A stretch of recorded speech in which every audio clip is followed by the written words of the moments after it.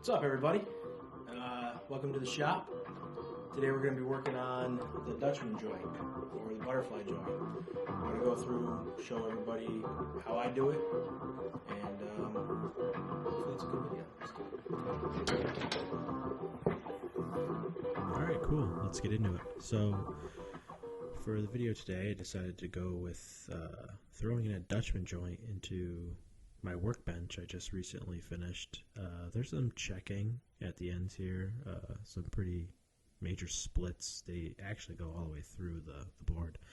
So I did reinforce with dowels, but I didn't know if over time that it would get worse, so I did decide to throw in this Dutchman joint, or butterfly joint.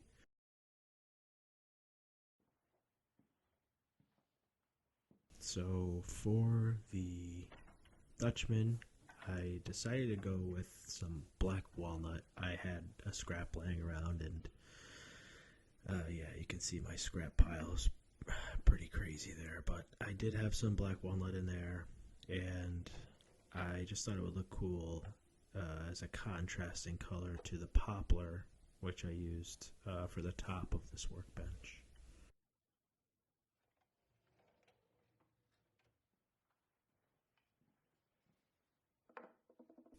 One cool thing about this workbench is that I incorporated a tool well.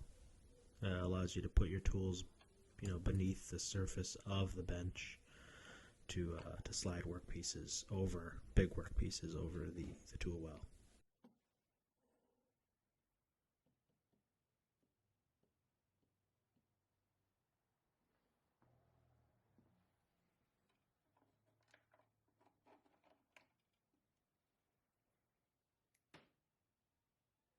I'm just marking out my Dutchman joint here.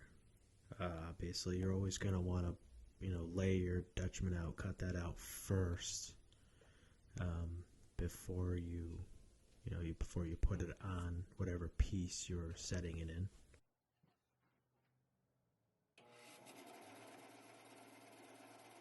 And I just bring piece over the bandsaw, and I cut it out. I try to just barely kiss that line.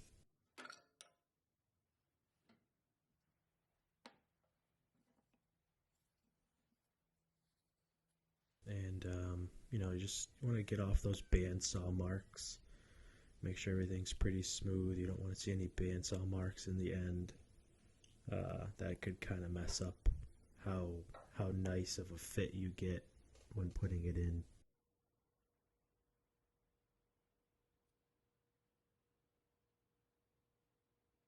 And you see here, I'm laying it out. I'm figuring out where I want to put it in between those two checks, the splitting.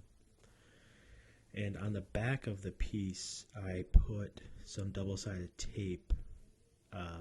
Big reason why you'd want to do something like that is once you put your butterfly or your Dutchman in place and you begin to mark it out, you're not going to want to move that piece again until you're ready to start chiseling that piece.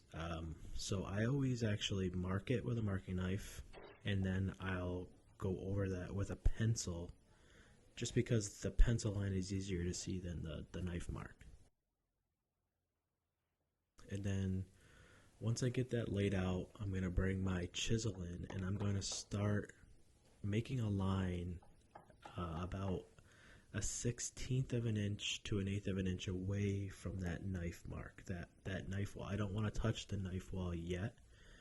I'm going to start chiseling in and around that, and then on my last pass, I will pare back to that knife wall, and I'll clean it up.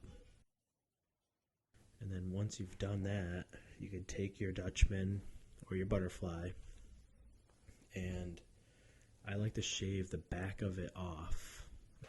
This just helps with the fit, getting it in there, the initial fit. And then once you get it past that little, that angle that you put onto the chamfer, you can kind of send it home and it'll squeeze in there. That just allows it. It's easier to get it in the mortise. So yeah, you just kind of back butter your piece with some glue. Yeah, get it all over the sides, and then you just take a mallet and you whack it in there.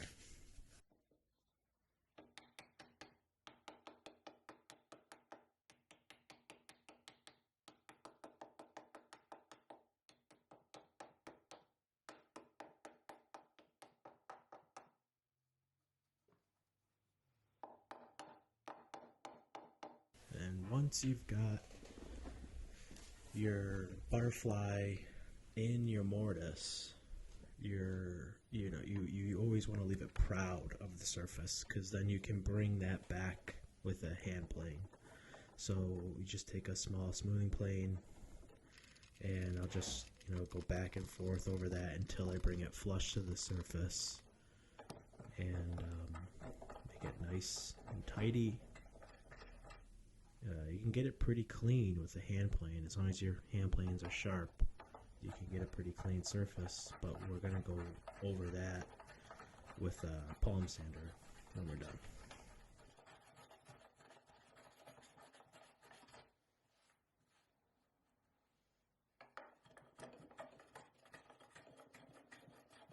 So you can see it's flush to the surface now.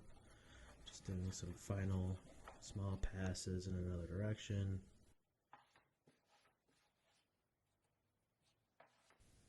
Nice.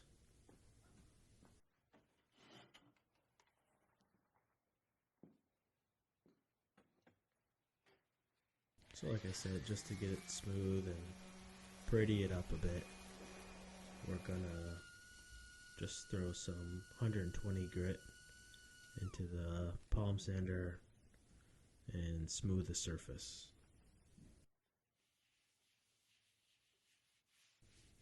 Hit that with a little bit of oil.